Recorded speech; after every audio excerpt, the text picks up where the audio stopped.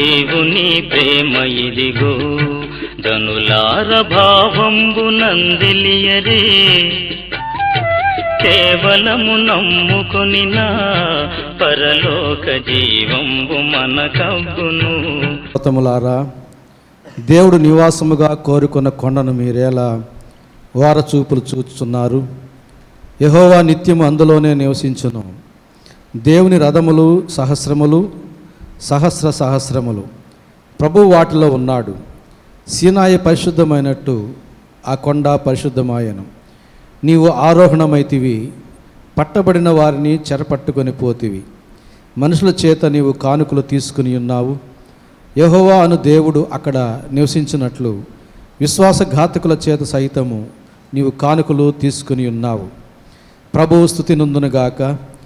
అనుదినము ఆయన మా భారము భరించుచున్నాడు. దేవుడే మాకు రక్షణకర్త అయి ఉన్నాడు.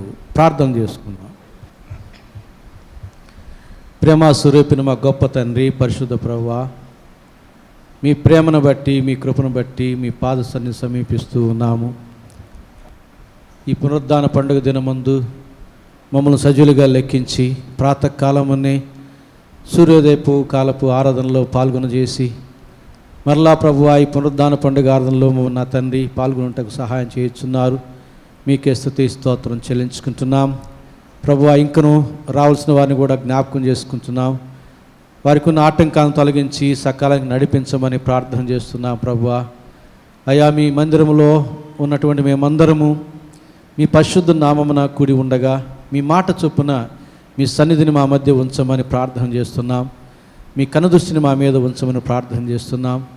మమ్మల్ని మీ స్వాధీనంలో ఉంచుకొని మేమందరము ఆత్మతో సత్యముతో నిన్ను ఆరాధించినట్లు మా హృదయ కాఠిన్యం తొలగించి మాలోని అస్థిరత్వాన్ని తొలగించి నా ప్రభువా మీ వాక్యమనే ఉదక స్నానంతో శుద్ధీకరించి నీ పరిశుద్ధ రక్తాన్ని మీ పరిశుద్ధ శరీరాన్ని పుచ్చుకోవడానికి మాకు యోగ్యత అనుగ్రహించి మీ ప్రేమలో మీ కృపలో ఆరంభం నుంచి ఆఖరి వరకు మీరు మాత్రమే మహిమ ఘనత ప్రభావాలు పొందుకున్నట్లు మాలో ప్రతి ఒక్కరిని కూడా మీ మార్గములోను మీ వాక్యములోను ప్రార్థనా జీవితంలోను పరిశుద్ధ జీవితంలోను క్రమముగా నడిపించి బలపరిచి దీవించమని యేసు నామమున వేడుకుంటున్నాము తండ్రి, ఆమేన్. ఉత్తర ప్రతిభాగంగా కీర్తన గ్రంథంలో నుంచి కోర కుమార్ రాసిన 47వ కీర్తనను బాబు రిచర్డ్సన్ గారు ఉత్తర ప్రతిభాగంగా చదువుతారు. ప్రియమైన సంగమా, మీకందరికీ ఈస్టర్ శుభాకాంక్షలు తెలియజేస్తున్నాను. వందనములు. ఈనాటి ఉత్తర ప్రత్యుత్తర రీతిగా చదువుకొనవలసిన వాక్య భాగం 47వ కీర్తన చదువుకుందాము. ఆఖరి వచనం అందరము కలిసి చదువుకుందాం. సర్వజనులారా చప్పట్లు కొట్టుడి, జయధ్వనులతో దేవుని గూర్చి ఆర్భాటము చేయుడి.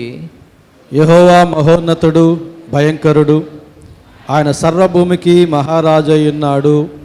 ఆయన జనములను మనకు లోబరుచును, మన పాదముల క్రింద ప్రజలను అణగద్రొక్కును. తాను ప్రేమించిన యాకోబునకు మహాతిశయాస్పదముగా మన స్వాస్థ్యమును ఆయన మన కొరకు ఏర్పాటు చేసి ఉన్నాడు. దేవుడు ఆర్భాటముతో ఆరోహణమాయెను, బూరధ్వనితో యెహోవా ఆరోహణమాయెను. దేవుని కీర్తించుడి, కీర్తించుడి, మన రాజును కీర్తించుడి, కీర్తించుడి. దేవుడు సర్వభూమికి రాజయ్యున్నాడు, రమ్యముగా కీర్తనలు పాడుడి. దేవుడు అన్ని జనులకు రాజు అయి ఉన్నాడు. దేవుడు తన పరిశుద్ధ సింహాసనం మీద ఆసీనుడై ఉన్నాడు. జనముల ప్రధానులు అబ్రహాము యొక్క దేవునికి జనులై కూడుకొని ఉన్నారు. భూనివాసులు ధరించుకున్న కేడెములు దేవుని ఆయన మహోన్నతుడు ఆయన. కొన్ని ప్రత్యేకమైన పాటలు ఉందాం. మొదటిగా మురళి ఒక ప్రత్యేకమైన పాట పాడి వినిపిస్తాడు.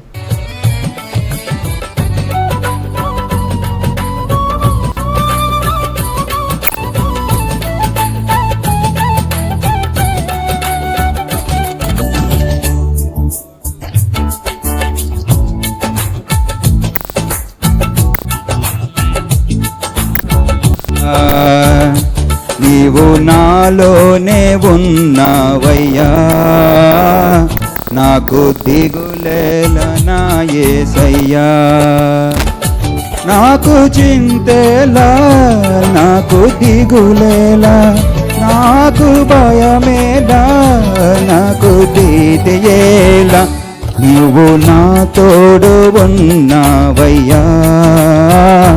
నాకు భయమేలా నా యేసయ్యా.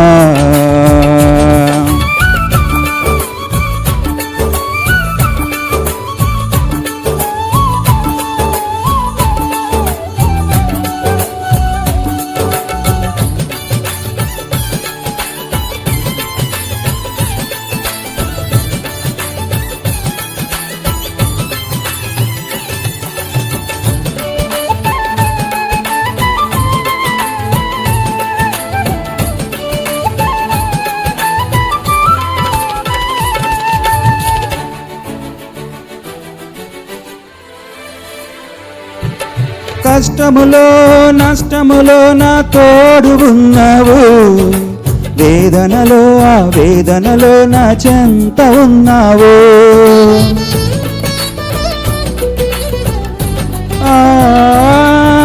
కష్టములో నష్టములో నా తోడు ఉన్నావు, వేదనలో ఆ వేదనలో నా చెంత ఉన్నావు. అడిగిన వారికి ఇచ్చేవాడవు, వెదకిన వారికి దొరికేవాడవు. అడిగిన వారికి ఇచ్చేవాడవు, వెదకిన వారికి దొరికేవాడవు. తట్టిన వారికి తలుపులు తెరిచే దేవుడవు, తట్టిన వారికి తలుపులు తెరిచే దేవుడవు. దేవా దేవా నీకే స్తోత్రం, దేవా దేవా నీకే స్తోత్రం, దేవా దేవా నీకే స్తోత్రం, దేవా దేవా నీకే స్తోత్రం.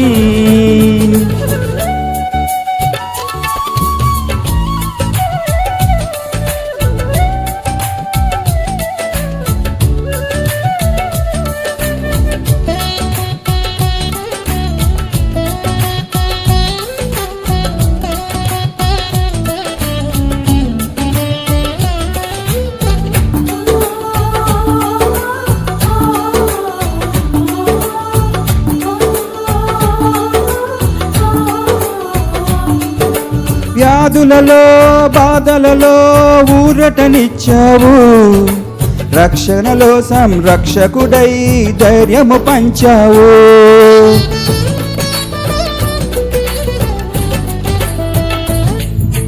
వ్యాధులలో బాధలలో ఊరటనిచ్చావు, రక్షణలో సంరక్షకుడై ధైర్యము పంచావు.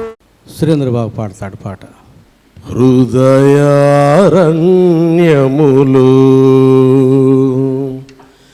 నే కృంగిన సమయములు,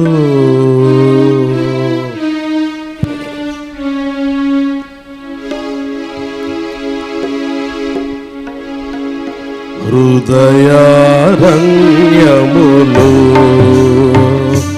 నే కృంగిన సమయములు, నా హృదయారణ్యములు నే కృంగిన సమయములు, వినిపించుచున్నది ఏకరాకు ఏకరాకు ఏకరాకు నా హృదయారణ్యములు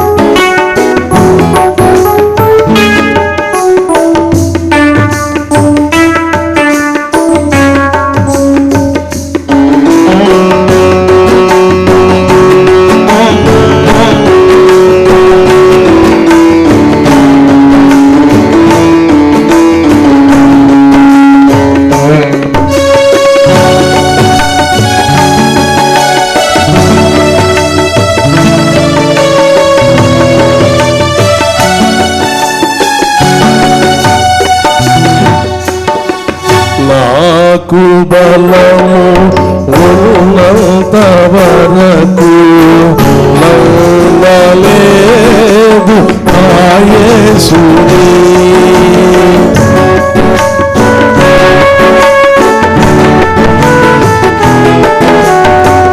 నాకు బలము ఉన్నంత వరకు నమ్మలేదు ఆ యేసుని. బలమౌతా పోయాక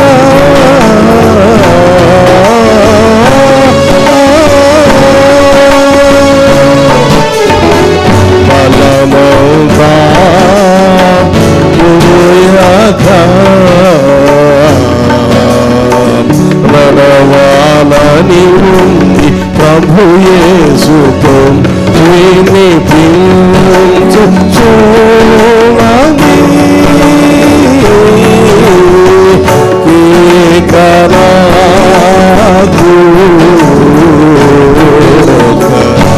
కేకరాకు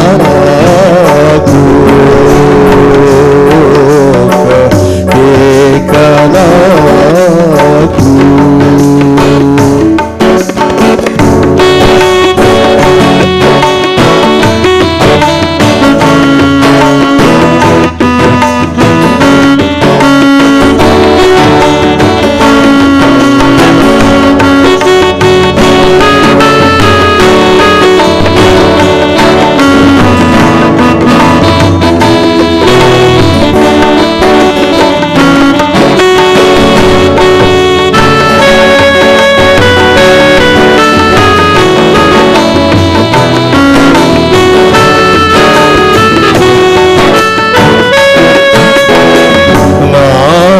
కను దృష్టి ఉన్నంత వరకు చదువలేదు నీ వాక్యము.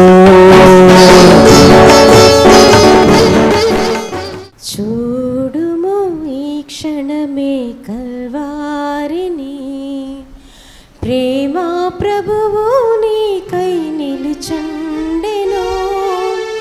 గొప్ప రక్షణనివ్వ శ్రీయేసుడు సిలువలో వ్రేలాడుచున్నాడుగా, సిలువలో వ్రేలాడుచున్నాడుగా. చూడుము ఈ క్షణమే కల్వారిని, ప్రేమ ప్రభువు నీకై నిలుచుండెను. గొప్ప రక్షణనివ్వ శ్రీయేసుడు సిలువలో వ్రేలాడుచున్నాడుగా,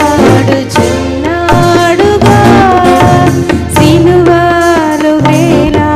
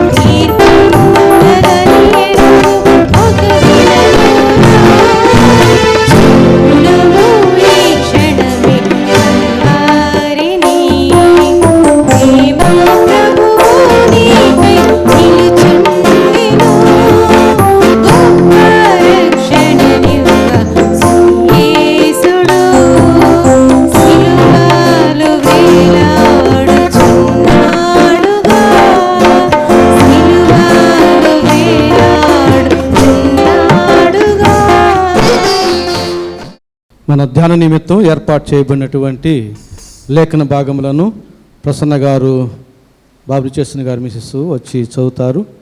అపోస్తుల కార్యం గ్రంథం 13వ అధ్యాయం 26వ వచనం నుంచి 39వ వచనం వరకు ఉన్న వాక్య భాగాన్ని చదువుతుండగా దయచేసి సంఘం నిలుచుండాలని మనం చేస్తున్నాను. నేటి పునరుద్ధాన దినము కొరకు ఏర్పాటు చేయబడిన వాక్య భాగము అపోస్తల కార్యాల గ్రంథము 13వ అధ్యాయము 26వ వచనం నుంచి 39వ వచనం వరకు చదువుకుందాం. సహోదరులారా, అబ్రహాము వంశస్థులారా, దేవునికి భయపడువారులారా, ఈ రక్షణ వాక్యము మన యొద్దకు పంపబడి ఉన్నది. యెరూషలేములో కాపురముండు వారును వారి అధికారులను ఆయననైనను ప్రతి విశ్రాంతి దినమున చదవబడుచున్న ప్రవక్తల వచనములైనను గ్రహింపక ఆయనకు శిక్ష విధించుట చేత ఆ వచనములను నెరవేర్చిరి. ఆయన యందు మరణమునకు తగిన హేతువేదయు కనపడకపోయినను ఆయనను చంపించవలనని వారు పిలాతును వేడుకొనిరి. వారు ఆయనను గూర్చి వ్రాయబడినవన్నీ నెరవేర్చిన తరువాత ఆయనను మ్రాను మీద నుండి దింపి సమాధిలో పెట్టిరి. అయితే దేవుడు మృతుల నుండి ఆయనను లేపెను. ఆయన గలిలయ నుండి యెరూషలేమునకు తనతో కూడా వచ్చిన వారికి అనేక దినములు కనబడెను. వారిప్పుడు ప్రజల ఎదుట ఆయనకు సాక్షులై ఉన్నారు. దేవుడు యేసును లేపి పితరులకు చేసిన వాగ్దానమును మన పిల్లలకు నెరవేర్చి ఉన్నాడని మేమును మీకు సువార్త ప్రకటించుచున్నాము. అలాగే నీవు నా కుమారుడవు, నేడు నేను నిన్ను కంటిని అని 2వ కీర్తన యందు రాయబడి ఉన్నది. మరియు ఇక కుళ్ళు పట్టగొడకుండా ఆయనను మృతుల నుండి లేపుటను బట్టి దావీదునకు అనుగ్రహించిన పవిత్రమైన వరములను మీకు అనుగ్రహించును అని నమ్మకములైనవన్నీ చెప్పాను. కాబట్టి వేరొక కీర్తన యందు నీ పరిశుద్ధిని కుళ్ళు పట్టనియ్యవని చెప్పుచున్నాడు. దావీదు దేవుని సంకల్పము చొప్పున తన తరమ వారికి సేవ చేసి నిద్రించి తన పితరుల యొద్దకు చేర్చబడి కుళ్ళిపోయాను కానీ దేవుడు లేపబడిన వాడు కుళ్ళు పట్టలేదు. కాబట్టి సహోదరులారా, మీకు ఈయన ద్వారానే పాపక్షమాపణ ప్రచురమై మగుచున్నదనియు మీరు మోషే ధర్మశాస్త్రం వలన ఏ విషయములలో నీతిమంతులుగా తీర్చబడకలేకపోతీరో ఆ విషయములన్నిటిలో విశ్వసించు ప్రతివాడును ఈయన వలననే నీతిమంతునిగా తీర్చబడవలననియు మీకు తెలియజేయుగాక. ఈ వాక్యము మన వినికిడి యందు దేవుడు కాపాడు. వాక్యమును యాకోబుకు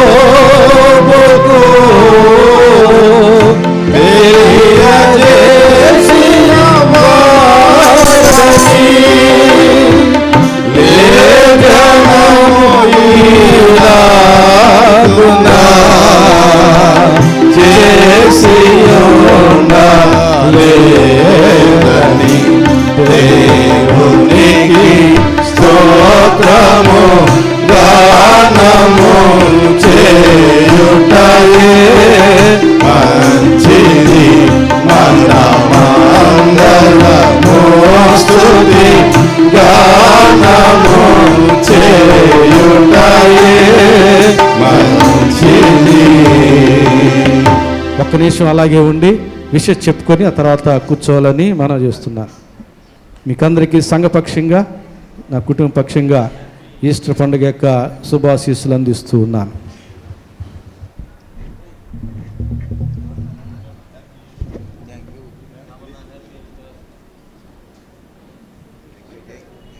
మన ప్రభువైన యేసుక్రీస్తు నామములో మీకందరికీ శుభములు తెలియజేస్తున్నాను.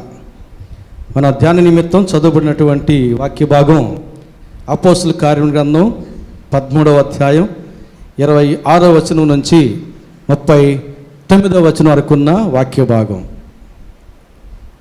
ఇందులో 26వ వచనం నేను పలుమార్లు ఈ మధ్య చదివి నేను నేర్చుకున్నటువంటి ఒక మంచి విషయం ఏమిటంటే అది ఇక్కడే మీ ముందే ప్రారంభించబోతున్నాను. ఎప్పుడు నేను వచ్చి ఇక్కడ నిలబడతానే మీరు కొంతమంది లిప్ మూమెంట్ ఇస్తారు. నేను చెప్పబోయే మాట ఏందో మీకు తెలుసు. మొట్టమొదటి ఏం చెప్తాను? ప్రభునందు ప్రియులారా అంటాను. ఒకసారి పాస్టర్ గారు ప్రసంగి గ్రంథం మీద బైబిల్ స్టడీ చెబుతూ ప్రసంగి గ్రంథాన్ని చదివి అలవాటు ప్రకారంగా ప్రభునందు ప్రియులారా అనబోయి ప్రియురాలా అన్నాడంట. ఎందుకంటే ఆ పరమగీతం గ్రంథం ప్రసంగ గ్రంథం అంతా కూడా ప్రియురాలనే మాట ఎక్కువగా ఉంటుంది. సరే, ఎంతైనా పాస్టర్ గారు కనుక సర్దుబాటు చేసుకుంటాడు. ప్రియురాల అంటే సంఘాన్ని దేవుడు ప్రియురాలని అంటున్నాడు అని చెప్పి కొంచెం అడ్జస్ట్ చేశాడు. కాబట్టి ఎప్పుడు అదే మాట కదా. ఇప్పుడు ఈ మధ్య ఈ వాక్యం చదివిన తర్వాత నాకేమనిపించిందంటే, ఆ 26వ వచనమే చదువుతాను ఉన్నట్టుగా. సహోదరులారా, అబ్రహాము వంశస్థులారా, దేవునికి భయపడుల వారులారా, ఈ రక్షణ వాక్యము మన యొద్దకు వచ్చినది. అదేమిటంటే అపోస్తలుల కార్యం గ్రంథం 13వ అధ్యాయం 26వ వచనం నుంచి 29వ వచనం వరకు ఉన్న వాక్య భాగాన్ని అనుసరించి మనం ధ్యానం చేయబోయేటటువంటి అంశం ఏమిటంటే పునరుద్ధానం వలన కలిగే ప్రయోజనాలు. ఈస్టర్ పండుగ కాబట్టి ఎప్పుడు మనం అదే టాపిక్ ధ్యానం చేస్తాం. అయితే ఎప్పుడు సువార్తల్లో నుంచి మనం ధ్యానం చేస్తూ వస్తాం. మరి ఈసారి మాత్రం అపోస్తలుల కార్యం గ్రంథంలో నుంచి మనం పునరుద్ధాన పండుగ యొక్క ప్రయోజనాలను ధ్యానం చేయబోతున్నాం. కనుక దయచేసి జాగ్రత్తగా ఆలకించాలని మనం చేస్తున్నాను. ఇక్కడ గమనించండి, 26వ వచనం నుంచి 29వ వచనం వరకు ఉన్న వాక్య భాగాన్ని చూస్తే, ఇక్కడ యేసు ప్రభుని సిలువ వేసిన వారు ఎందుచేత సిలువ వేశారో చెబుతున్నాడు. ఇక్కడ సువార్తల్లో ఎవరు వేశారో మనం చూస్తాం. ఇక్కడ ఎందుచేత వేశారో చెబుతున్నాడు. ఇక్కడ 27వ వచనం చదువుతున్నాను చూడండి. యెరూషలేములో కాపురముండు వారును వారి అధికారులను ఆయననైనను ప్రతి విశ్రాంతి దినమున చదువుబడుచున్న ప్రవక్తల వచనములనైనను గ్రహింపక ఆయనకు శిక్ష విధించుట చేత ఆ వచనములను నెరవేర్చిరి. ఎందుచేత అంటున్నాడండి? ఆయననైనను ఆయన లేఖనములనైనను ఎరుగని కారణాన వారు యేసు ప్రభుని శిలువ మరణానికి శిక్ష విధించారు అంటున్నాడు. జాగ్రత్తగా గమనించండి. వారు అధికారులు కావచ్చు, ప్రధానులు కావచ్చు, ప్రధాన యాజకులు కావచ్చు, శాస్త్రులు కావచ్చు, సద్దుకైలు కావచ్చు, బోధకులు కావచ్చు, యెరూషలేము కాపురస్తులు కావచ్చు, వారు ఎవరైనా సరే వారి కన్నుల ఎదుట ఉన్నటువంటి, వారి కన్నుల ఎదుట ఆశ్చర్యకార్యాలు చేసినటువంటి యేసు ప్రభు ఎవరో గ్రహించలేకపోయారు. ప్రతి విశ్రాంతి దినమున ఆలయములో లేక సమాజ మందిరాల్లో బోధించేటటువంటి లేఖనాల్లో ఉన్నటువంటి దేవుణ్ణి కన్నుల ఎదుట ఉన్నా కూడా గ్రహించలేని మందమతులై ఉన్నారు, అవివేకులై ఉన్నారు, అజ్ఞానులై ఉన్నారు, ఆత్మీయ అంధులై ఉన్నారు. వారి యొక్క ఆత్మీయ అంధత్వము చేత మొత్తబడిన వారై వారు సిలువ వేశారు యేసుక్రీస్తుని. యేసుక్రీస్తుని ఎరిగి ఉన్నవారైతే ఆయన కొరకు సిలువ వేయబడ్డారు. పేతురు యేసు ప్రభుని ఎరిగినవాడు, ఆయన కొరకు సిలువ వేయబడ్డాడు. అక్కడ ఆయనను ఎరుగని వారు ఆయన్నే సిలువ వేశారు. ఇక్కడ మనం గమనించాల్సిన విషయం ఏమిటంటే, లేఖనాల యొక్క సారాంశాన్ని మనం తీసుకోగలిగితే వారు ఒక రకంగా వారి రాజుని సిలువ వేశారు. మనం మట్టలాదివారపు ఆరాధనలో మనం జ్ఞాపకం చేసుకుంటాం, సియోను కుమారి ఇదిగో నీ రాజు అనేటటువంటి ప్రకటన. ఇజ్రాయేల్ యొక్క రాజుని ఇజ్రాయేలీలు సిలువ వేసినారు. వారికి ఆయన తమ రాజు అని తెలియదు. చరిత్రలో చూస్తే రాజు ఎంతోమందిని రాజులు సిలువ వేశారు, ప్రజల్ని సిలువ వేశారు. ఇక్కడ ప్రజలు రాజుని సిలువ వేస్తూ ఉన్నారు. ఎంత అజ్ఞానమో చూడండి, ఎంత అవివేకమో చూడండి. అయితే ఆశ్చర్యకరమైన విషయం ఏమిటంటే, రాజు చేతిలో అధికారం ఉంది, శక్తి ఉంది. తనను హింసించి నిందించి దూషించే వారిని శిక్షించే శక్తి అధికారం ఉన్నా కూడా వదకు తేయబడిన గొర్రె వల్లే మౌనముగా ఉంటూ ఆ ప్రజలు చేసే వాటన్నిటినీ సహిస్తూ సిలువను వహించినాడు. యేసు ప్రభు అనుకుంటే 16 సేనావ్యూహముల కంటే సైన్యాన్ని తండ్రి అయిన దేవుడు పంపిస్తాడు. 72,000 దూతలను పంపిస్తానంటున్నాడు. వచ్చారంటే ఆనాటి ప్రపంచ జనాభాకి 72,000 మంది దూతలు చాలు. ఆయన శక్తి ఉంది, తప్పించుకునేటువంటి అవకాశం ఉంది, శక్తి ఉంది, అధికారం ఉంది. అయినా కానీ తన ప్రజలు తనను సిలువ వేస్తూ ఉంటే వదకు తేయబడిన గొర్రె వలె మౌనముగా సిలువ మరణాన్ని సహించినాడు. కారణం ఏమిటంటే నిన్ను నన్ను ప్రేమించినాడు. మనం నరకానికి వెళ్లకుండా తప్పించబడాలన్న ఉద్దేశంతో యేసు ప్రభువు తన అధికారాన్ని ఉపయోగించుకోలేదు, తన శక్తిని ఉపయోగించుకోలేదు, కానీ మన కొరకు రక్తాన్ని చిందించి ప్రాణం పెట్టాడు. వారు ఆయన తమ రాజుని ఎరుగకుండానే వారు తమ రాజుని సిలువ వేసినారు. మరొక రకంగా చూస్తే పౌలు అంటాడు, మీరు జీవాధిపతిని చంపితిరి కానీ దేవుడు ఆయన లేపిన అంటాడు. వారికి తెలియదు యేసు ప్రభు వారి జీవాధిపతి అని, వారికి జీవం ఇచ్చింది ఆయనే అనే విషయం వారికి తెలియదు. వారి జీవాన్ని నిలిపేది కూడా ఆయనే అనే విషయం తెలియదు. వారి జీవాన్ని తీయగలిగిన వాడు కూడా ఆయనే అనే విషయం తెలియదు. వారికి పునరుద్ధానం ఇచ్చేది కూడా ఆయనే అనే విషయం వారికి తెలియదు. వారు ఆయనను కానీ లేఖనములను కానీ ఎరుగని కారణాన ఆయన సిలువకు అప్పగించినారు. వారి రాజును ఆయన వారి రాజు అని తెలియక వారి రాజునే సిలువ వేశారు. వారి జీవాధిపతి అని వారికి తెలియక వారి జీవాధిపతిని వారు చంపుకున్నారు. ప్రభునందు ప్రియులారా, తమ చేతులారా తెలియక బిడ్డల యొక్క మరణానికి కారణమైనటువంటి తల్లిదండ్రులు ఎంతగా విలపిస్తారు. చాలా కాలం క్రితం సైదాపురం ఏరు నిండింది, అప్పుడు బ్రిడ్జి లేదు. ఆ రోజుల్లో ఆ బస్సు గూడూరు నుంచి కలిచేడు వైపుగా వస్తున్న బస్సు నిండా ఆ తిరునాళ్ళకి ఉన్నారు. ఆ నీళ్ళలోనే వచ్చింది, మధ్యలో ఆగిపోయింది. అక్కడ పైన చెరువు కట్టలు దిగిపోయాయి, నీళ్లు ప్రవహిస్తూ ఉన్నాయి, వేగంగా వస్తున్నాయి, నీటి మట్టం పెరుగుతూ ఉంది, బస్సు మెల్లిగా ఒరుగుతూ ఉంది. ఆ పక్క నుంచి ఈ పక్క నుంచి అరుస్తున్నారు, కేకలు వేస్తున్నారు. బస్సులో ఉన్న చిన్న బిడ్డలను పట్టుకున్న తల్లిలు తండ్రులు ఈ సంఖ్యను ఒకరు ఈ సంఖ్యను ఒకరిని పట్టుకున్న ఒక తల్లి అయితే కేకలు వేస్తూ ఉంది. కరెంటు వైర్లు ఉన్నాయి, కరెంటు ఆపేశారు. అక్కడి నుంచి ఒక వైరు తెంపారు, దాంట్లో కరెంటు లేదు, ఆ వైరు పట్టుకునైనా కొంతమంది సేవ్ అవుతారని. అప్పుడు బస్సు వాలిపోతుంది, ఈత వచ్చిన వాళ్ళు దూకేస్తున్నారు, ఈత రాని వాళ్ళు పడిపోతున్నారు, ఈత వచ్చిన వాళ్ళని పట్టుకుంటున్నారు.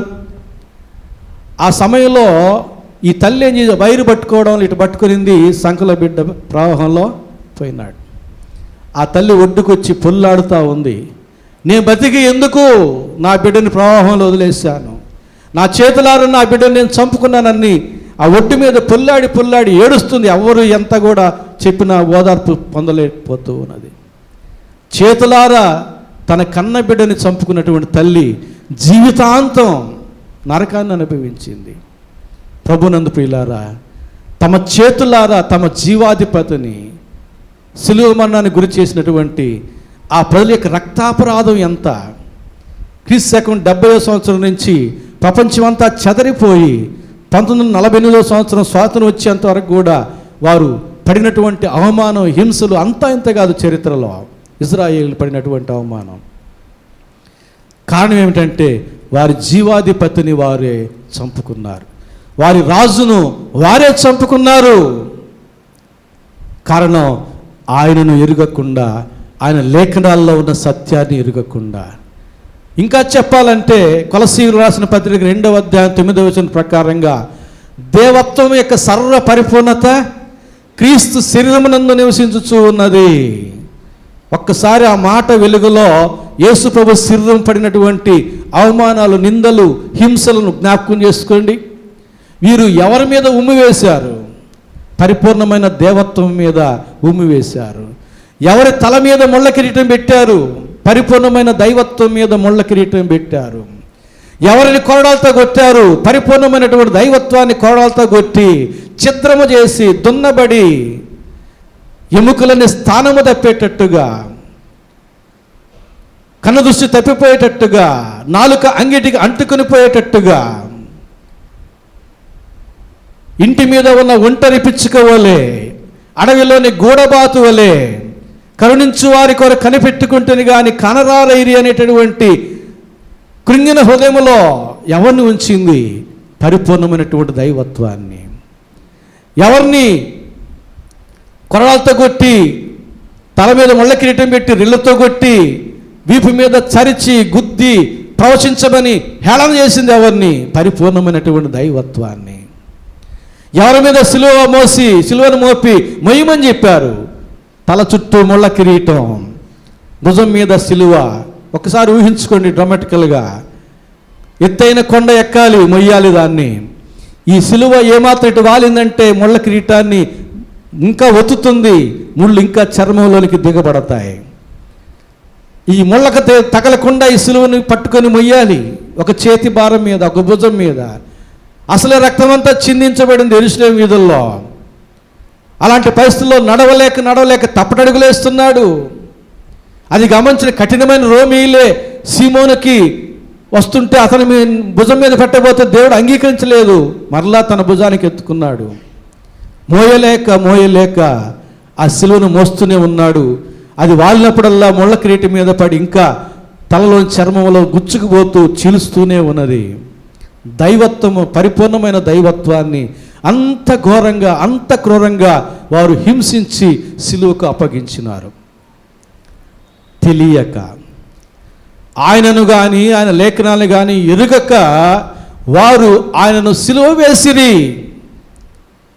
ప్రభునందు ప్రియులారా, 2 కొరింథీ 5:16 పౌలు భక్తుడు అంటున్నాడు, మేము క్రీస్తును శరీరరీతిగా ఎరిగి ఉండినను ఇక మీదట ఆయనను అలాగు ఎరుగము. సమకాలికులు వీరు యేసు ప్రభుని భౌతికంగా చూచి ఉంటారు, ఎక్కడో ఒక దగ్గర తటస్థించి ఉంటాడు. అపోస్తలుడైన పౌలు యేసు ప్రభు యొక్క సమకాలికుడు గనుక, మేము ఆయన శరీరరీతిగా ఎరిగి ఉన్నాను, ఇక మీదట మేము ఆయనను అలాగున ఎరుగము.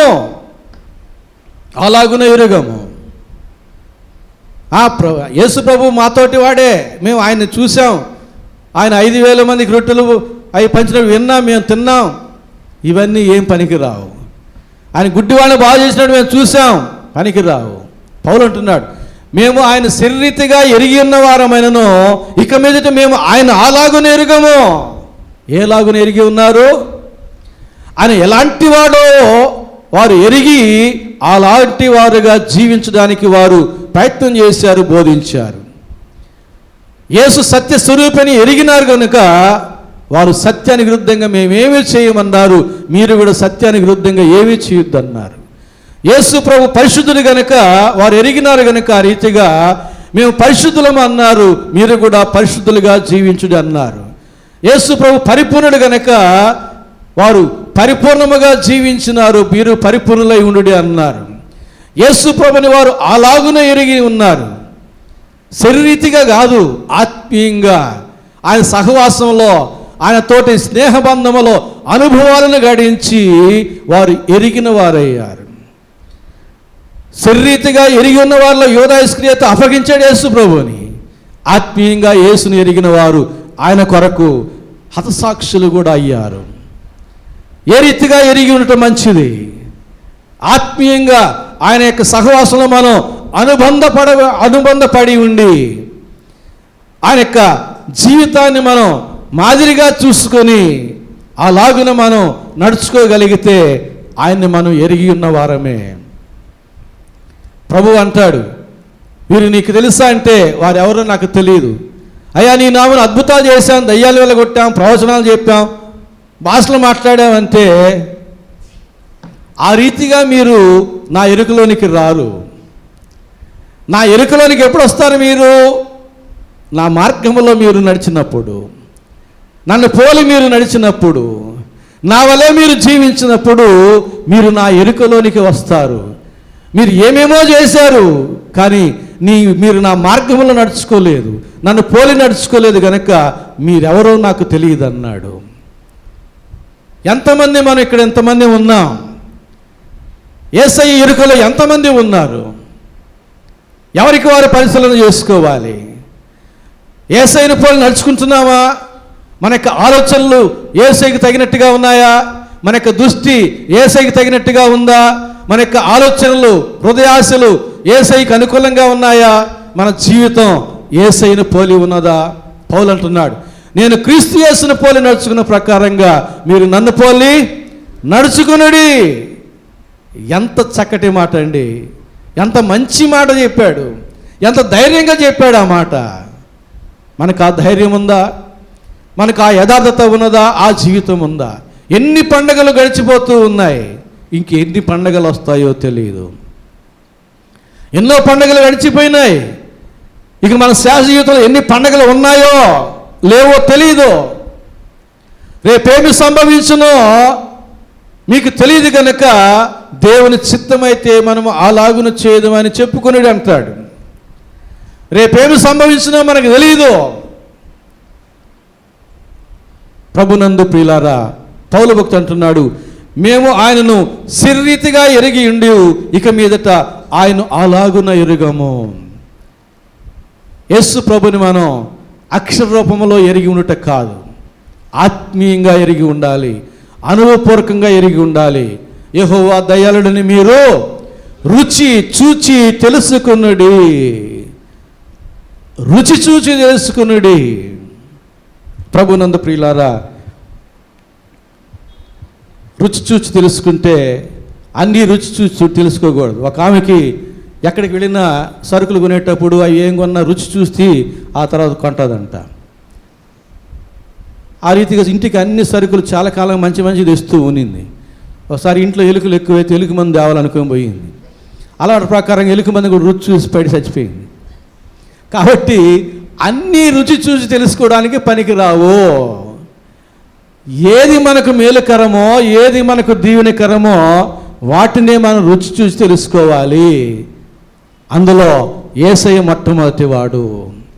ఆయన యొక్క సుగుణాలు, ఆయన యొక్క స్వభావ లక్షణాలు రుచి చూచి మనం తెలుసుకోవాలి. ఎప్పుడైతే యేసయ్య దగ్గర మనం పాపాలు ఒప్పుకొని ఆయన రక్తంలో కడుగబడి పాప క్షమాపణ పొందుకుంటామో రుచి చూచి ఎరిగినటువంటి మనము యేసయ్య పాపాలు క్షమిస్తాడని చెప్పగలుగుతాం. అనుభవపూర్వకంగా, మత్తయి సువార్తలో రాసి ఉందని చెప్పడం కాదు, అనుభవపూర్వకంగా యేసయ్య నన్ను స్వస్థపరిచాడు, నేను హాస్పిటల్లో ఉన్నాను, డాక్టర్లకు లాభం లేదన్నారు, యేసయ్యని వేడుకున్నాను, ఇంకొంతకాలమే నాకు ఆయుష్నిమ్మని వేడుకున్నాను, ఇచ్చాడు. సాక్ష్యం అది అనుభవపూర్వకంగా. ఆ రీతిగా యేసయ్యని నీవు ఎరిగి ఉండాలి. అన్యదా వారు ఎరిగి ఉన్నారు. యెరూషలేము వాసులు కళ్ళ ముందు కనబడుతూ ఉన్నాడు, కానీ వారి రాజు అని వారికి తెలియదు, వారి జీవాధిపతి అని వారికి తెలియదు, ఆయన పరిపూర్ణమైన దైవం అని ఆయనకి వారికి తెలియదు కనుక సిలువ వేశారు, నిందించారు, దూషించారు, హింసించినారు. ఆయనే కాదు, లేఖనాల్లో ఆయన గురించి ఏమి చెప్పబడిందో కూడా వారికి తెలియదు. లేఖనాలు చదువుతున్నారు, లేఖనాలను వల్లెవేస్తున్నారు, లేఖనాల్లో బోధలు వింటున్నారు, కానీ ఆ లేఖనాల్లో ఉన్న సత్యం ఏమిటో, ఆ లేఖనాలు ఎవరి గురించి చెబుతూ ఉన్నాయో తెలియదు. మత్తయి సువార్త 22వ అధ్యాయం 29వ వచనం, లేఖనములను కానీ దేవుని శక్తిని కానీ ఎరుగక మీరు పొరబడుచున్నారు. సద్దూకయ్యులు అడిగారు ప్రశ్న. 7 మందికి ఒక స్త్రీ భారీగా ఉనింది, క్రమముగా ఒకరి తర్వాత ఒకరికి. పునరుద్ధాన దినమందు ఈమె ఎవరికి భారీగా ఉంటుంది? 7 మందికి భారీగా ఒకరి తర్వాత ఒకరికి భారీగా ఉంటేనే పునరుద్ధానమందు ఈమె ఎవరికి భారీగా ఉంటుందని అడిగారు. ఒకేసారి 5 మందికి భారీగా ఉంటే ఆమె పరిస్థితి ఏంది? 5 మంది భర్తలకి ఒకేసారి భారీగా ఉంటే పునరుద్ధాన దినమందు ఆమె పరిస్థితి ఏంది? టీ అంగట్లో 1/2 అన్నట్టుగా 1/5 వేయాల్సిందే. ఏం చెప్పాడు? అందుకు జవాబు చెప్పాడు ఇక్కడ, అరే నాయనా, మీకు లేఖనాలు కానీ అందులో దేవుని శక్తిని కానీ మీకు తెలియదు కనుక మీరు బహుగా పొరబడుతున్నారు. లేఖనాల్లో ఉన్న సత్యాన్ని మనం తెలుసుకోకపోతే పొరబడతాం. యోహాను సువార్త 5:39 ప్రకారంగా లేఖనముల యందు మీకు నిత్య జీవము కలదని మీరు తలంచుచున్నారు కానీ అవే నన్ను గురించి సాక్ష్యం ఇస్తున్నాయి కానీ నిత్య జీవం పొందినట్లు మీరు నా యొద్దకు రానల్లరు. యెరూషలేము వాసులారా, అధికారులారా, శాస్త్రులారా, పరిసయ్యులారా, మీరు చదివే లేఖనాలు ఎవరి గురించి సాక్ష్యం ఇస్తున్నాయో ఆయన యొద్దకు మీరు రాకుండా ఆయన్ని మీరు సిలువ వేశారు. మరి మన పరిస్థితి ఏమిటి? హెబ్రీయులకు రాసిన పత్రిక 6వ అధ్యాయం 5-6 వచనాలు చూస్తే, ఒకసారి పరలోక సంబంధమైన వరమును రుచి చూచి తప్పిపోయిన వాడు బాహాటముగా ఆత్మీయంగా యేసు ప్రభుని మరలా ఆయన శిలువ మరణానికి గురి చేస్తూ ఉన్నాడు. ఆనాటి రోమీలే కాదు సిలువ వేసింది, ఈనాటి అవిధేయులందరూ కూడా ఇంకా వారి జీవితంలో సిలువ వేస్తూనే ఉన్నారు. ఆనాటి రోమీలు ఒక్కసారే సిలువ వేశారు. ఈనాటి పాపములో ఉన్న క్రైస్తవులు ప్రతిరోజు సిలువ వేస్తూనే ఉన్నారు. ప్రతి పర్యాయం సిలువ వేస్తూనే ఉన్నారు. ఒక్కసారి సిలువ వేసిన వారే ప్రపంచం నలుమూలకు చెదరిపోయారు రక్తాపరాధం చేత. అనుదినము మన జీవాధిపతిని, మన యొక్క రాజుని, మన రక్షకుణ్ణి, మన దైవాన్ని సిలువ వేస్తూ ఉంటే అనుదినము అవిధేయత వలన సిలువ వేసేటటువంటి పాపపు క్రైస్తవులకు వచ్చే శిక్ష ఎంత? ఆలోచన చేస్తే భయం వేస్తుంది. ప్రభునందు ప్రియులారా, ఈ పునరుద్ధాన పండుగ దినమందైనా మన జీవితంలో ఇంకా దేవునికి ఆయాసకరమైన విషయాలు ఏవైనా ఉంటే వాటిని తొలగించుకుందాం. మన తండ్రి పరిపూర్ణుడు కనుక మనం కూడా పరిపూర్ణమైన పరిశుద్ధులముగా జీవించుదాం. అంత మాత్రమే కాదు, ఇక్కడ గమనించండి, 30వ వచనం నుంచి 33వ వచనం వరకు ఉన్న వాక్య భాగంలో వాళ్ళు సిలువ వేసి సమాధి చేశారు. అయితే 3వ దినమందు అయితే దేవుడు మృతుల్లో నుండి ఆయన లేపెను. ఆయన గలిలయ నుండి యెరూషలేమునకు తనతో కూడా వచ్చిన వారికి అనేక దినములు కనబడెను. వారు ఇప్పుడు ప్రజల ఎదుట ఆయనకు సాక్షులై ఉన్నారు. దేవుడు యేసును లేపి పితరులకు చేసిన వాగ్దానమును మన పిల్లలకు నెరవేర్చి ఉన్నాడని మేమును మీకు సువార్త ప్రకటించుచున్నాము. దేవుడు యేసు ప్రభుని లేపినాడు. భూమి మీద పడిపోతే లేపడం కాదు, మృతుల లోకములో నుంచి, ఆత్మల లోకములో నుంచి, పాతాళ లోకములో నుంచి చనిపోయినటువంటి యేసు ప్రభుని సజీవునిగా లేపినాడు. ఈ కార్యం ఎప్పుడూ ఒక్క యేసు ప్రభులో తప్ప మరెక్కడా జరగలేదు. అది వరకు యేసు ప్రభువు కానీ అందరూ కొంతమందిని చనిపోయిన వారు లేపారు కానీ మరలా చచ్చిపోయేవారుగా లేపబడ్డారే కానీ యేసు ప్రభు అయితే పునరుద్ధాన దేహంతో లేచినాడు. అందుకనే ప్రథమ ఫలముగా ఆయన చెప్పబడుచున్నాడు. ఇక మరలా మరణం ఆయన మీద అధికారం లేని రీతిగా ఆయన లేపబడ్డాడు. 3వ దినమందు సజీవుడిగా లేచినాడు. ఆ సంఘటనని మనం జ్ఞాపకం చేసుకుని ఒక మహా పండుగగా మనం ప్రపంచవ్యాప్తంగా జరుపుకుంటూ ఉన్నాం. ఎందుకంటే ఆ రీతి ఎవరు లేపబడలేదు. మన ప్రభుని యేసుక్రీస్తు ఒక్కడే ప్రథమ ఫలముగా పునరుద్ధానుడిగా లేపబడ్డాడు. తనకు తానే జీవాధిపతి కనుక వీరెన్ని గాయాలు చేసినా ప్రాణం పోదు. ప్రాణం పెట్టడానికి, ప్రాణం తీసుకోవడానికి నాకు అధికారం కలదన్నాడు. ఆయన జీవాధిపతి. ఆ సమయానికి ప్రాణాన్ని విడిచిపెట్టాడు తనకు తానే. ఆ సమయానికి తానే తన ప్రాణాన్ని తెచ్చుకున్నాడు. అంతేగాని వీరు ప్రాణం తీయలేరు. ప్రాణం పోయేంత వరకు హింసించగలరేమో. అందుకనే ఆ గెత్సెమనే తోటలో అంటాడు యేసు ప్రభు, దుఃఖాక్రాంతుడనై, చింతాక్రాంతుడనై నా ప్రాణము పోవునంతగా నేను వేదన పడుతూ ఉన్నాను అన్నాడు. అంతటి వేదన కలిగించవచ్చేమో కానీ ప్రాణాన్ని ఏ మనిషి కూడా తీయలేడు. ఎందుకంటే ఆయన జీవాధిపతి. ఇంకా మన ప్రాణాన్ని తీస్తాడు ఆయన అనుకుంటే. ప్రభునందు ప్రియులారా, దేవుడు ఆయన లేపెను. తర్వాత కొరింథీయులకు రాసిన మొదటి పత్రిక 15వ అధ్యాయం 55వ వచనంలో అంటున్నాడు, ఓ మరణమా నీ విజయం ఎక్కడా, ఓ మరణమా నీ ముళ్ళు ఎక్కడా. ఇప్పుడు మరణాన్నే యేసు ప్రభు అపహాస్యం చేస్తూ ఉన్నాడు. నేను మరణించే సమయంలో నన్ను అపహసించారుగా, 3 మేకులు పీక్కోలేని వాడిని మీరు అపహసించారుగా. ఇప్పుడు నేను అంటున్నాను, ఓ మరణమా నీ ముళ్ళు ఎక్కడా, ఓ మరణమా నీ విజయం ఎక్కడా. మరణం యేసు ప్రభు దగ్గర తలదించుకునింది, సిగ్గుతో అవమానభారంతో తలదించుకునింది. దాని పని అయిపోయింది అంతే. ఇక మరణ భయం చేత బంధింపబడిన మనల్ని విడిపించడానికి యేసు ప్రభు మౌనముగా సిలువలో తన ప్రాణాన్ని పెట్టినాడు. 3 మేకులు పీక్కోడు ఎంత పని? 3 మేకులు పీక్కోలేక కాదు, ఒక మాట చెబితే అన్ని మేకులు అన్ని బంధకాలు ఊడిపోతాయి. అట్లా నిందించేవారే ఒక మేకు కూడా పీక్కోలేరు.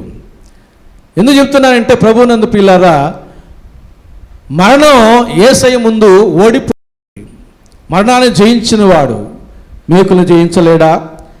అయితే ప్రకటన గ్రంథం 20వ అధ్యాయం 14వ వచనం చూసినట్లయితే మరణమును, ప్రకటన గ్రంథం 20వ అధ్యాయం 14వ వచనం, మరణమును మృతుల లోకమును అగ్నిగుండములో పడవేయబడెను. ఎవరు అగ్నిగుండంలో వేసేది మరణాన్ని?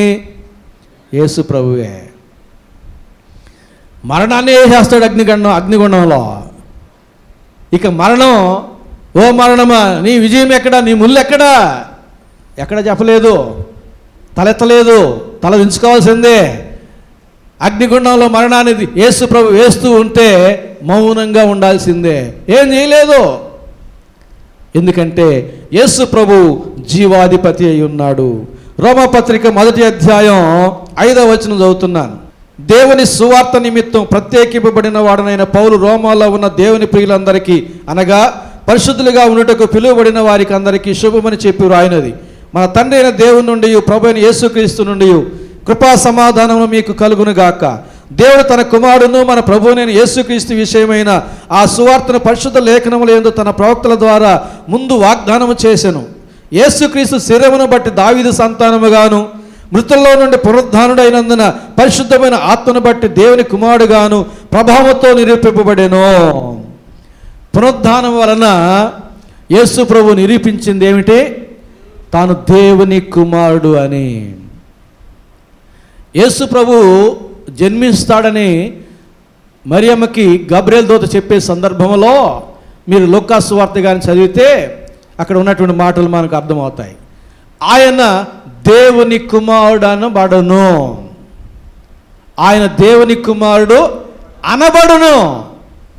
పునరుద్ధానం వలన యేసు ప్రభు దేవుని కుమారునిగా ప్రభావముతో నిరూపించుకున్నాడు. అందుకే నేను చెబుతూ ఉంటాను, యేసు ప్రభువుని అర్థం చేసుకోవాలంటే ఒకే కోణంలో అర్థం చేసుకుంటే కుదరదు. ఆయనలో 3 కోణాలు ఉన్నాయి, 3 యాంగిల్స్ ఉన్నాయి. 1 మనిషి కుమారుడు, 2 దేవుని కుమారుడు, 3 దేవుడు. ఈ 3 యాంగిల్స్లో మీరు సువార్తలు చదివినారంటే అర్థమవుతాడు. అప్పుడు మనం ఆయన్ని సరిగా అర్థం చేసుకోగలుగుతాం. అయ్యా నీ రాకడ ఎప్పుడు అంటే ఏం చెప్పాడు? దేవుని కుమారుడికి తెలియదు అన్నాడా? దేవుడికి తెలియదు అన్నాడా? మనిషి కుమారునికి తెలియదు అన్నాడు. అప్పుడు ఆయన మన బలహీనతలు వహించి సహించి మనిషి కుమారుడుగా ఉన్నాడు గనుక ఆ స్థాయిలో ఉన్నటువంటి యేసయ్యకి తెలియదు. రూపాంతరం చెందేటప్పుడు రూపాంతర కొండ మీద ప్రభువా నీ రాకడ ఎప్పుడు అంటే ఆ మాట చెప్పలేడు. మనిషి కుమారుడికి తెలియదని చెప్పలేడు. ఎందుకంటే అప్పుడు ఆయన మనిషి కుమారుడు కాదు, దేవుడుగా ఉన్నాడు. ఎందుకంటే ఏ మనిషి రూపాంతరం చెందలేడు. సముద్రం మీద నడిచేటప్పుడు యేసయ్యా నీ రాకడ ఎప్పుడు అంటే నాకు తెలియదని చెప్పలేడు. ఏ మనిషి సముద్రం మీద నడవలేడు, ఆయన దేవుడు కాబట్టి సముద్రం మీద నడిచినాడు. పునరుద్ధానమై ఆరోహణమయ్యేటప్పుడు యేసయ్యా నీ రాకడ ఎప్పుడు అంటే నాకు తెలియదని చెప్పలేడు. ఎందుకంటే అప్పుడు ఆయన దేవుని కుమారుడుగా ప్రభావంతో నిరూపించబడ్డాడు. ఆకలి కొని అంజురపు చెట్టు తిరిగి వెళ్ళేటప్పుడు యేసయ్యా నీ రాకడ ఎప్పుడు అంటే మనిషి కుమారుడు తెలియదు అంటాడు. అప్పుడు ఆయన మనిషి కుమారుడు. శోధించబడేటప్పుడు యేసయ్యా నీ రాకడ ఎప్పుడు అంటే మనిషి కుమారుడు తెలియదు అంటాడు. అప్పుడు ఆయన మనిషి కుమారుడు. సిలువను మోసేటప్పుడు సిలువ శ్రమను సహించినప్పుడు యేసయ్యా నీ రాకడ ఎప్పుడు అంటే మనిషి కుమారుడు తెలియదు అంటాడు. ఈ 3 కోణాల్లో యేసు ప్రభువును మనం అర్థం చేసుకోవాలి. అందుకే అంటాడు నా క్రియలు నన్ను గురించి సాక్ష్యం ఇస్తున్నాయి అన్నాడు. యేసు ప్రభు చేసిన క్రియలు ఏ మనిషి ఏ తరంలో కూడా చేయలేదు. ఎందుకంటే దేవుడు మాత్రమే చేసే క్రియలు అవి. యేసు ప్రభు చేసిన క్రియలన్నీ కూడా ఆయన దేవుడు అని నిరూపిస్తున్నాయి. నేల మీద ఉమ్మి వేసి బురద చేసి గుడ్డివాని కన్నుల మీద పూసేటప్పుడు యేసయ్యా నీ రాకడ ఎప్పుడంటే నాకు తెలియదని చెప్పలేడు. అప్పుడు ఆయన దేవుని కుమారుడు. లాజర్ని ముట్టి లాజర్ని పిలిచినప్పుడు సమాధిలో నుంచి యేసయ్యా నీ రాకడ ఎప్పుడంటే నాకు తెలియదని చెప్పలేడు. ఆయన అప్పుడు దేవుడు.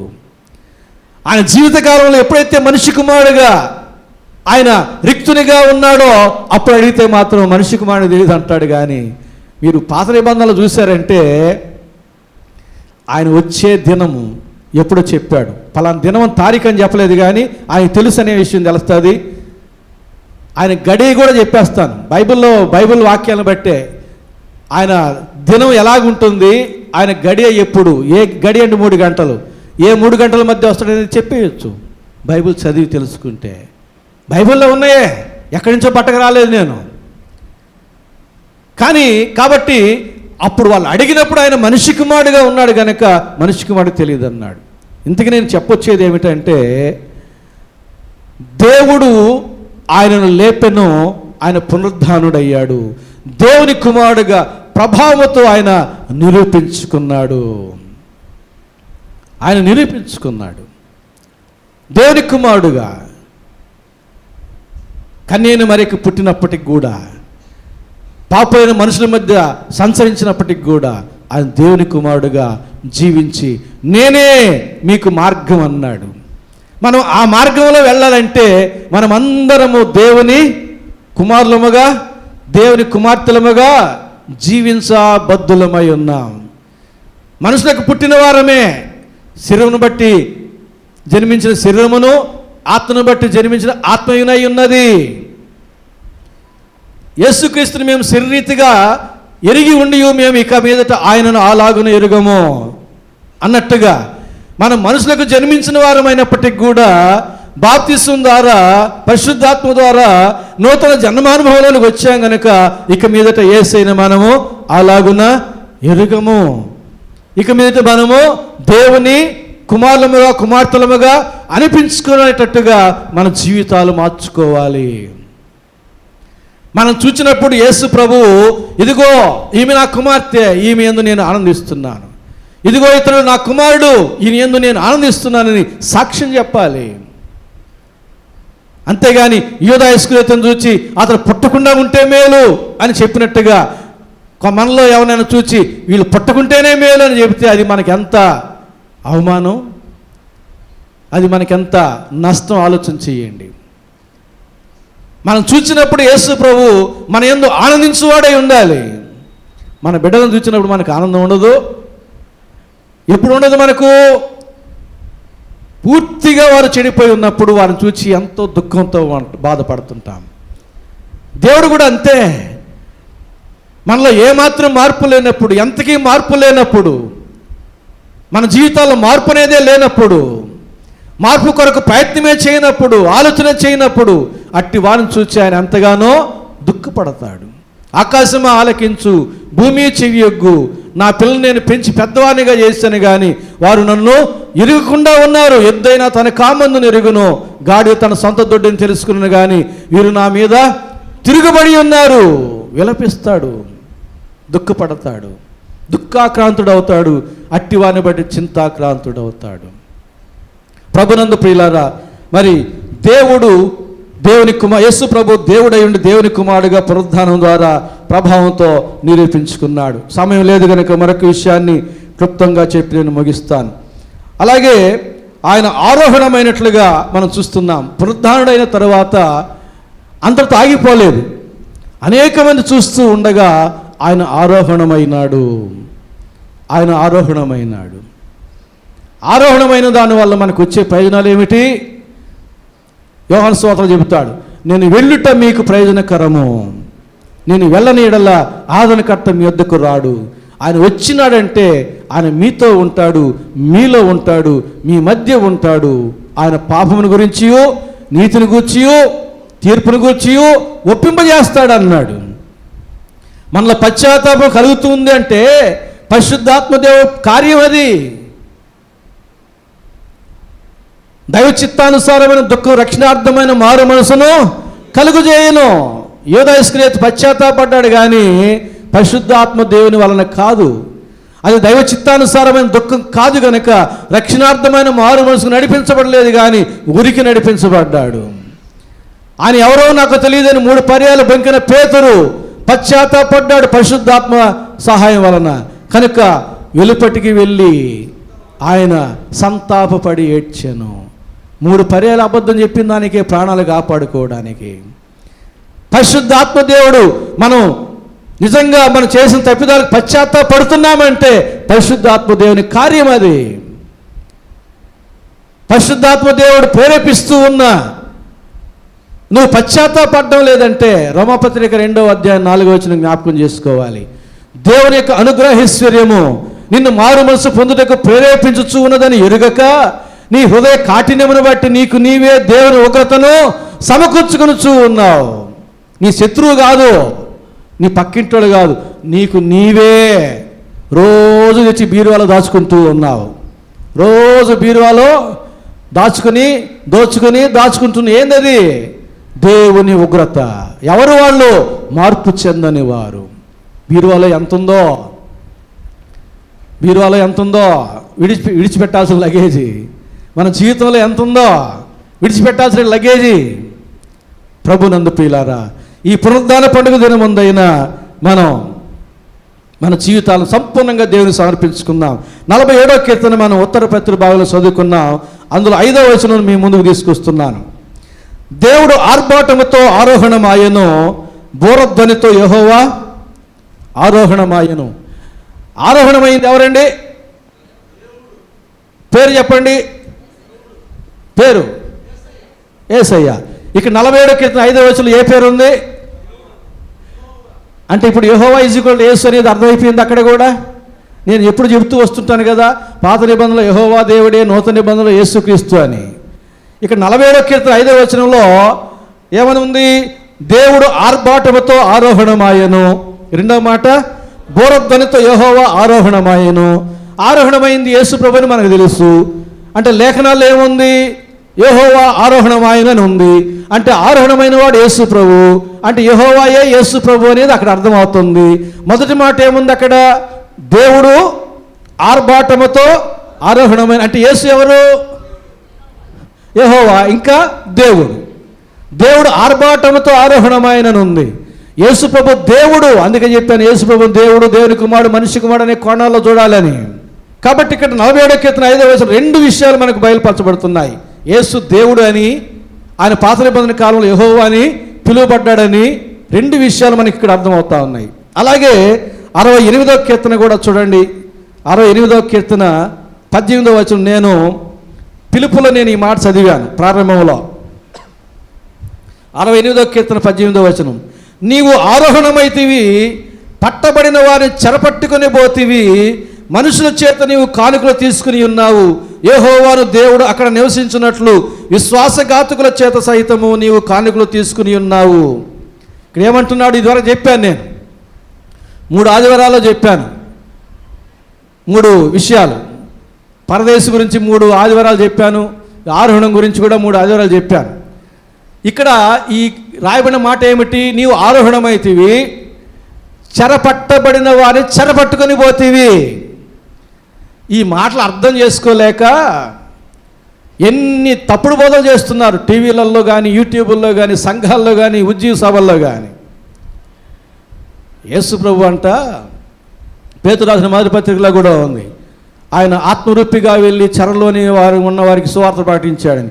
అది ఇది అని కలుపుకొని జలప్రళయం అప్పుడు ఆయన దాన్ని చెప్తే దాన్ని తీసుకుని పోయి యేసు చనిపోయి ఆత్మల లోకానికి వెళ్ళి వాళ్ళకి సువార్త ప్రకటించాడంట. అక్కడి నుంచి వాళ్ళని తీసుకుని పోయి పరలోకంలో పెట్టాడంట. యోహాను సువార్త 3వ అధ్యాయం 13వ వచనం చూస్తే, పరలోకం నుండి దిగి వచ్చిన మనిషి కుమారుడు తప్ప పరలోకానికి ఎక్కిపోయిన వాడు ఎవడూ లేడని ఉంది. ఇంకా మనం ఆలోచన చేస్తే అది పేతురు పత్రికలో జలప్రళయం గురించి చెప్పింది. అక్కడ అక్కడే పుట్టినోట్లో ఉంటుంది. చెరలో ఉన్నవారంటే అవిధేయులు, చెరలో ఉన్నవారంటే అవిధేయులు అని అక్కడే ఫుట్నోట్లో ఉంది. అక్కడ అంటే జలప్రళయానికి ముందుగా అవిధేయులైన వారికి పాత నిబంధన కాలంలో యేసు ప్రభు శరీరం లేదు కాబట్టి ఆత్మరూపిగానే వెళ్ళి స్వార్థ ప్రకటించాడు. ఒక పక్క నోవా ఓడను తయారు చేస్తున్న కాలంలో వారు మార్పు చెందల కనుక నశించిపోయినారు. వారందరికంట ఆత్మలోకానికి వెళ్ళి, అవిధేయులు ఎక్కడ ఉంటారు? వేదనకరమైన స్థలంలో ఉంటారు కదా, ఆడికి పోయాడు యేసు ప్రభువా వేదనకరమైన స్థలానికి పోయి అక్కడ సువార్త చెప్పాడంట. అంటే మనకి ఇంకో ఛాన్స్ ఉందా? చచ్చిపోయిన తర్వాత కూడా ఇంకొక ఛాన్స్ ఉందంటే ఇక ఈ జీవితకాలంలో తినుము తాగుము సుఖించుమే, ఇంక చర్చికి రాక్కర్లే, ఏసయ్యా అనక్కర్లే, అప్పుడు చూసుకుందాంలే. ఎప్పుడు? రిటైర్డ్ అయినప్పుడు. అప్పుడు కాదు, అప్పుడు చూసుకుందాంలే. వేదనకరమైన స్థలంలో యేసు ప్రభువు వచ్చి మళ్ళీ సువార్త చెప్తాడు, అప్పుడు మారు మనసు పొందాంలే. అరే ప్రకటన గ్రంథంలో ఏముంది? నేను దానికి మారు మనసు పొందడానికి సమయం ఇచ్చుతుంది, కానీ అది మారు మనసు పొందనది కనుక నేను దాని పిల్లలను మంచం పట్టించి బహుశ్రమల పాలు చేతును అంటాడు. దేవుడు ప్రతి ఒక్కరికి మారు మనసు పొందడానికి సమయం కేటాయించాడు. ఆ సమయం లోపల మనం పూర్తిగా మారు మనసు పొందామా సరి, లేని ఎడల ఆ మీదట ఏసా వలె ఎలుగెత్తి ఏడ్చిన, బుద్ధి లేని కనికల వలె ఎలుగెత్తి ఏడ్చిన తలుపు తీయబడదు, ఆశీర్వాదం అనుగ్రహించబడదు. సమయం దాటిపోయింది అంతే. దేవుడికి కేటాయించిన సమయం ఎప్పుడో తెలియదు. ప్రభు రాకడిగా సిద్ధపడాల్సింది, మన పోకడికి సిద్ధపడాలి. ప్రభు రాకడికైనా సూచనలు ఉన్నాయి కానీ మన పోకడికి సూచనలు లేవని ఎప్పుడు చెబుతూ ఉంటాను కదా. కాబట్టి ప్రభు రాకడిగా సిద్ధపడాల్సింది. ఇంకా కొన్ని వందల సంవత్సరాలు ఉంది. మీరేం కంగారు పడబాకండి, అడగండి, సందేహాలు ఉంటే తీరుస్తాను. మనం 6వ ముద్ర కాలంలో ఉన్నాం. 6వ ముద్ర కాలం పూర్తి అవ్వాలి. 7వ ముద్ర ఇప్పబడాలి. 7 బోర్లు ఓదబడాలి. 7వ బోర్లు 7 పాత్రలు ఇప్పబడాలి. 7వ పాత్ర అయిన తర్వాత యేసు ప్రభు వచ్చేది. వీటికి ఈ మధ్యలో 7 పాత్రలకి 7 బోర్లకి కాలం కొన్ని వందల సంవత్సరాలు ఉంది. ఈ రాత్రికి యేసయ్య వస్తే ఏం చేస్తారని ఎవరైనా బెదిరిస్తే బెదిరిపోకండి. కాబట్టి ప్రభు రాకడ కోసం కాదు, మన పోకడ మనకి ఎప్పుడో తెలియదు, ఎప్పుడు పోతామో తెలియదు. అసలు అంతకంటే డేంజర్. మారు మనసు పొందడానికి దేవుడు మనకి సమయం ఎప్పుడైపోద్దో తెలియదు. అది అయిపోయిన తర్వాత ఈ లోకంలో జీవించినా మనం మారు మనసు పొందలేము. ఇక చచ్చిపోయిన తర్వాత ఆత్మలోకంలో దేవుడు సువార్త చెప్పేది ఏంది, అక్కడ అవకాశం ఉండేది ఏంది. ఈ జీవితకాలంలోనే అవకాశం ఉండదు, సమయం దాటిపోతే. ఇక మళ్ళీ ఆత్మలోకంలో ఎక్కడుంది? కాబట్టి 65వ కీర్తన 18వ వచనం చెప్పొచ్చేది ఏంటంటే, ఇదివరకు చెప్పాను మీకు, మరలా ఒకసారి జ్ఞాపకం చేస్తా, సందర్భం వచ్చింది కాబట్టి. ఈ భూమి మీద పాపపు చెర, సాతాను చెర, మానవ చెర, 3 రకాల చెరలు ఉండేవి. నేను క్లుప్తంగా చెబుతున్నా. బైబిల్ స్టడీలో మీకు చాలా రకాల చెరలు చెప్పాను. వాటన్నిటిని ఈ 3 భాగాల్లో పెట్టేశాను. పాపపు చెర, సాతాను చెర, మానవ చెర, ఈ 3 ఉండేవి. యేసు ప్రభువు చెరను తీసుకుని వెళ్ళాడు పునరుద్ధానమందు. ఈ 3ట్లో ఏ చెరను తీసుకుని వెళ్ళాడు? పునరుద్ధానం అయిన తర్వాత, పునరుద్ధానానికి ముందు ఈ 3 చెరలు ఉన్నాయి. ఇప్పుడు ఆ 3టిలో పునరుద్ధానం తర్వాత ఏ చెర లేదో ఆ చెరను తీసుకుని వెళ్ళాడు. పాపం చెర ఉందా లేదా? అప్పుడు ఇప్పుడు ఉందా లేదా? పాపం చే ప్రతివాడు పాపమునకు దాసుడు. సాతాను చెర ఉందా లేదా? అప్పుడు ఇప్పుడు సాతాను చెరలో ఉన్నవారు అప్పుడు ఉన్నారు, ఇప్పుడు కూడా సాతాను బంధికల్లో ఉన్నవారు ఉన్నారు. ఈ 2 చెరలు అప్పుడు ఉన్నాయి, ఇప్పుడు ఉన్నాయి. మానవ చెర అప్పుడు ఉంది కానీ ఇప్పుడు లేదు. ఇజ్రాయేలీలు బబులోను చెర, ఐగుప్తు చెర వెళ్ళేవాళ్ళు అవిధేయులైతే, పునరుద్ధానుడు అయిన తర్వాత ఇజ్రాయేళ్ళు ఏ దేశానికి వాళ్ళందరూ చెరగా కొనిపోబడలేదు.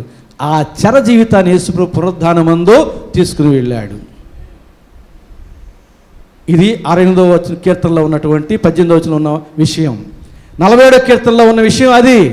పేతురు రాసిన పత్రికలో ఉన్న విషయం అది. ఆయనను కానీ ఆయన లేఖనాలను కానీ ఎరుగక మీరు ఆయన్ను హింసించితిరి. ఈ రోజుల్లో అనేక మంది యేసయ్యను కానీ ఆయన లేఖనాలను కానీ ఎరుగకుండా అపార్థం చేసుకుంటూ దేవుణ్ణి హింసిస్తూ ఉన్నారు. ప్రభునందు ప్రియులారా, ఇక నుంచైనా దేవుణ్ణి అక్షర రూపంలో కాదు, ఆత్మీయంగా ఎరిగిన వారమై, ఆయన లేఖనాల్లో ఉన్న సత్యాన్ని ఉన్నది ఉన్నట్టుగా గ్రహించిన వారమై, అనుసరించు వారమై, మనకి ఆత్మీయ జీవితాల్లో పరిశుద్ధమైన అనుభవాలను గడించాలని ప్రభు ప్రేమలో మీకు మనం చేస్తున్నాను. పరిశుద్ధాత్మ దేవుడు అటు దీవెన ఆశీర్వాదం మనకందరికీ దయచేయునుగాక. ఆమెను ప్రార్థన చేసుకుందాం. ప్రేమ స్వరూపిన మా గొప్ప తండ్రి, పరిశుద్ధ ప్రభువా, మీ ప్రేమను బట్టి, మీ కృపను బట్టి మీకే స్తుతి స్తోత్రం చెల్లించుకుంటూ ఉన్నాం. వాక్యమనే ఉదక స్నానంతో శుద్ధీకరించారయ్యా, మీకు స్తోత్రం చెల్లించుకుంటున్నాం. మా హృదయాల్లో విత్తబడిన వాక్యం నా తండ్రి వ్యర్థం కాకుండా జాగ్రత్త చేయండి ప్రభువా. మీరు నా తండ్రి మరణాన్ని జయించిన దేవుడవు, పునరుద్ధానుడు అయి నా తండ్రి పరలోకములో ఉండి మా కొరకు పరిశుద్ధాత్మ దేవుడిని పంపించినటువంటి దేవుడు ప్రభువా, ఎన్నో ప్రయోజనాలు ప్రభువా మా కొరకు ప్రార్థన చేస్తూ ఉన్నారు. సాతాను యొక్క వ్యాజ్యాల్ని నా ప్రభువా మరి మీరు వ్యాజ్యమాడి పడగొడుతూ ఉన్నారు. ఎన్నో ప్రయోజనాలు ప్రభువా మీ పునరుద్ధానం వలన, వాటన్నింటిని బట్టి మీకే స్తోత్రం చెల్లించుకుంటున్నాం ప్రభువా. ఈ పునరుద్ధాన పండుగ దినము నుంచి మా జీవితాలు ఇంకా నీకు ఆయాస్కర విషయాలు ఏవైనా ఉంటే వాటిని తొలగించి ఆత్మీయంగా పరిపూర్ణంగా మార్చండి. ఆత్మీయంగా మేము నిన్ను ఎరిగిన వారమై నీ అడుగుజాడల్లో మేము ముందు కొనసాగడానికి సహాయం చేయమని యేసు నామమున వేడుకుంటున్నాము తండ్రి, ఆమేన్.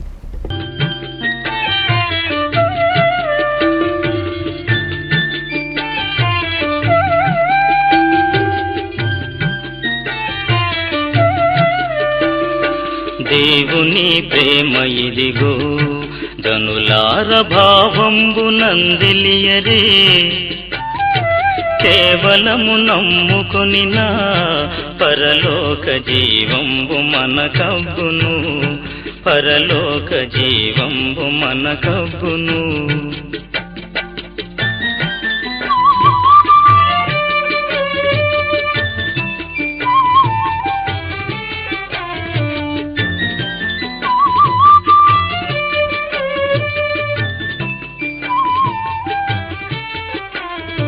సర్వలోకము మనలను తన వాక్య సత్యం